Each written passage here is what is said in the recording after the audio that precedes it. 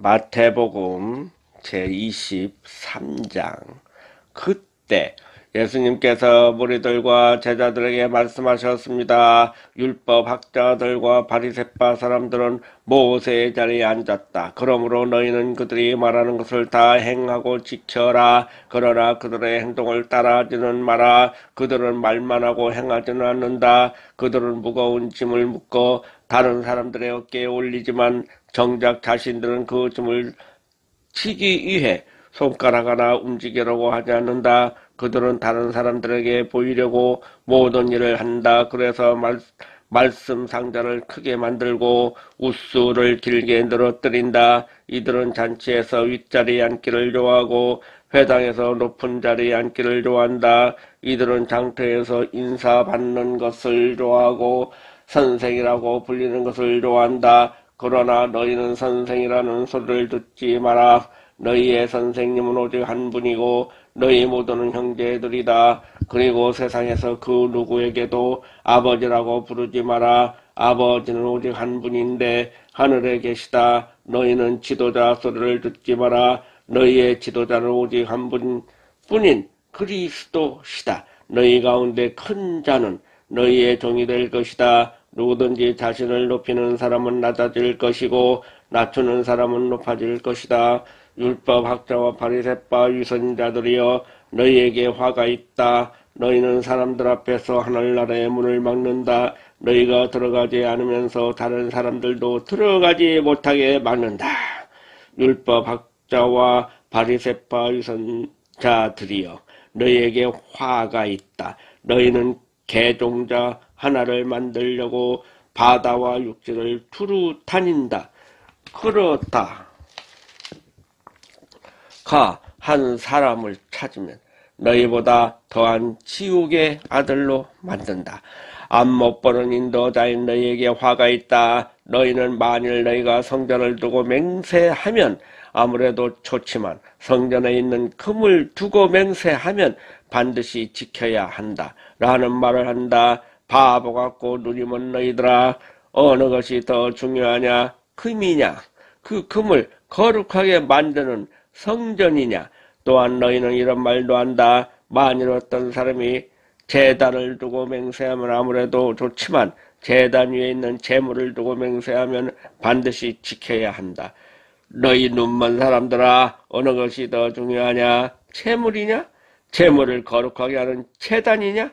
제단을 두고 맹세하는 사람은 제단과 제단 위에 있는 모든 것을 두고 맹세하는 것이다. 성전을 두고 맹세하는 사람은 성전과 성전 안에 계신 분을 두고 맹세하는 것이다. 하늘을 두고 맹세하는 사람은 하나님의 보좌와 거기에 앉으신 분을 두고 맹세하는 것이다. 율법학자와 바리새파 위선자들이여, 너희에게 화가 있다. 너희는 박하와 회향과 뿌리 채소에 11조까지 드리면서 정의, 자비, 믿음과 같은 율법의 더 중요한 부분은 무시한다. 11조도 중요하지만 더 중요한 일을 무시해서는 안 된다. 눈이 먼 너희여, 너희는 모기는 걸러내어도 낙타는 삼켜버린다. 율법학자와 바리새파 위선자들이여, 너희에게 화가 있다. 너희가 잔과 접시의 겉을 깨끗하게 하지만 그 안에는 탐욕과 방종이 가득 차 있다. 너희 눈먼 바리새파 사람들이여, 먼저 잔과 접시의 안을 깨끗하게 하여라. 그래야 겉도 깨끗해질 것이다. 율법학자와 바리새파 위선자들이여, 너희에게 화가 있다. 너희는 하얗게 칠한 무덤과 같다. 겉은 아름다워 보이지만 그 안은 시체들의 뼈와 온갖 더러운 것으로 가득 차 있다. 너희가 겉으로는 사람들에게 의롭게 보이지만 속에는 위선과 악이 가득하다. 율법학자와 바리새파 위선자들이여, 너희에게 화가 있다. 너희는 예언자들의 무덤을 만들고 의인의 묘비를 꾸미면서 만일 우리가 우리 조상들이 살았던 때에 살았더라면 우리는 예언자의 피를 흘리는데 함께 하지 않았을 것이다 라고 말한다. 그러나 너희는 예언자들을 죽인 살인자들의 자손이라는 것을 스스로 나타내고 있구나. 그러므로 너희는 너희 조상들의 악한 일을 마저 채워라. 뱀들아, 너희 독사의 자식들아, 지옥의 심판을 너희가 어떻게 피할 수 있느냐. 그러므로 내가 너희에게 예언자와 지혜 있는 사람과 율법학자들을 보낸다.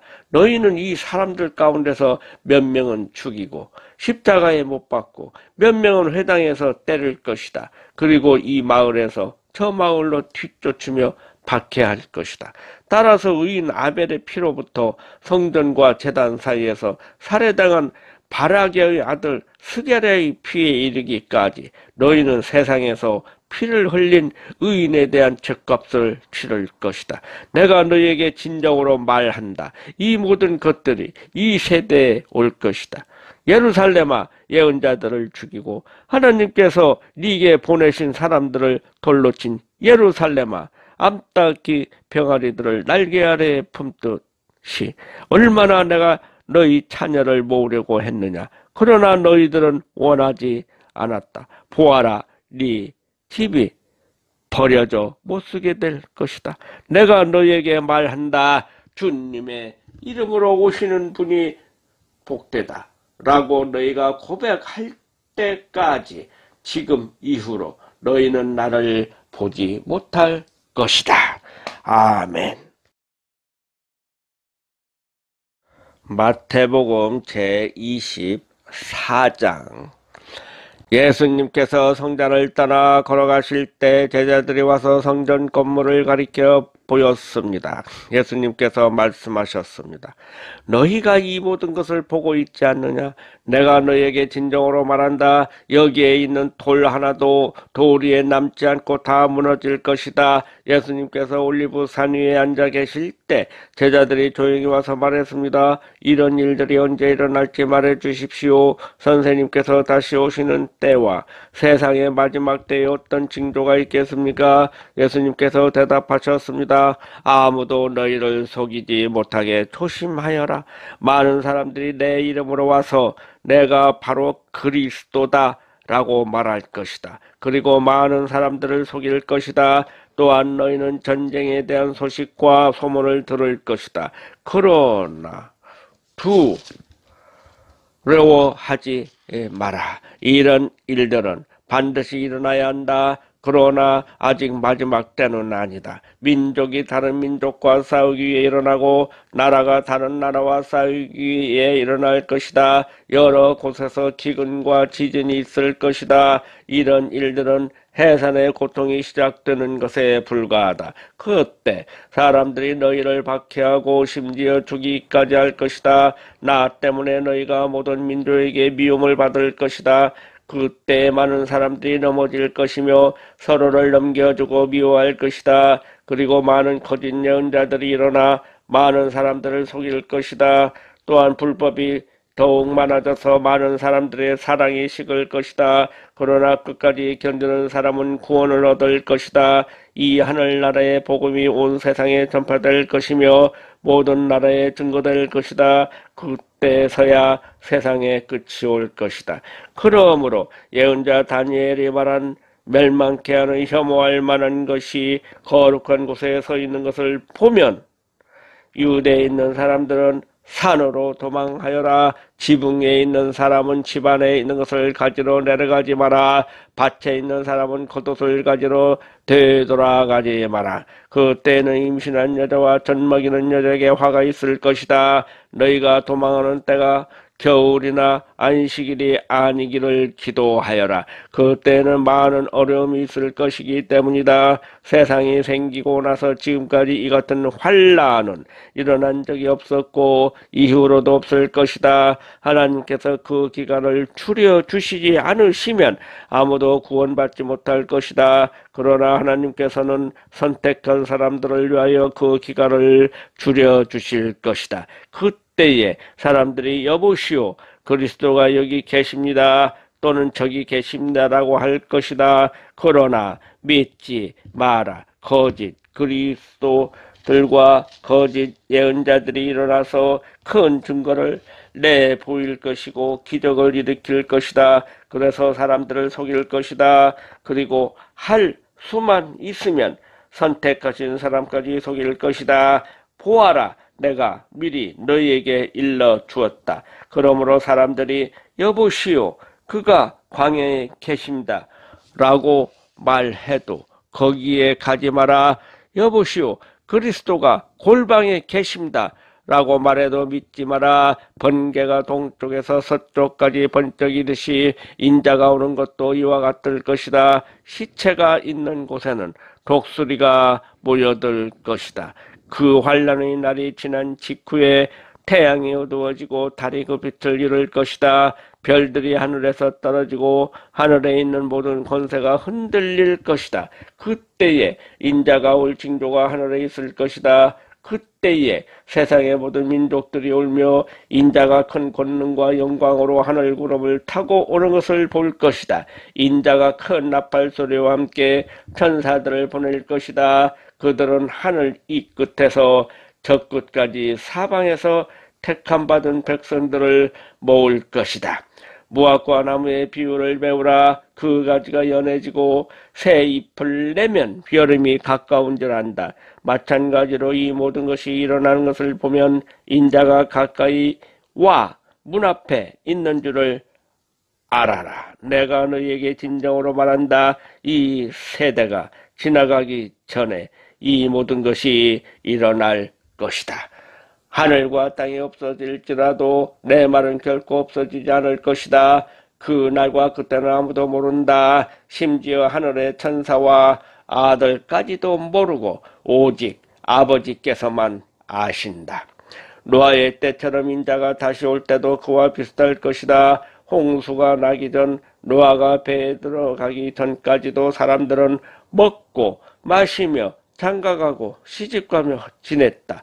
홍수가 나서 모든 사람들을 쓸어가기 직전까지 사람들은 전혀 깨닫지 못하였다. 인자가 올 때도 그와 같을 것이다. 두 사람이 밭에 있는데 한 사람은 데려가고 다른 사람은 남겨둘 것이다. 두 여자가 맷돌을 갈고 있는데 한 사람은 데려가고 다른 사람은 남겨둘 것이다. 그러므로 항상 깨어 있어라. 왜냐하면 언제 너희 주님께서 오실지 너희가 알지 못하기 때문이다. 이것을 명심하여라. 만약 도둑이 언제 들어올지 집주인이 안다면 미리 준비를 하고 도둑이 집에 들지 못하도록 할 것이다.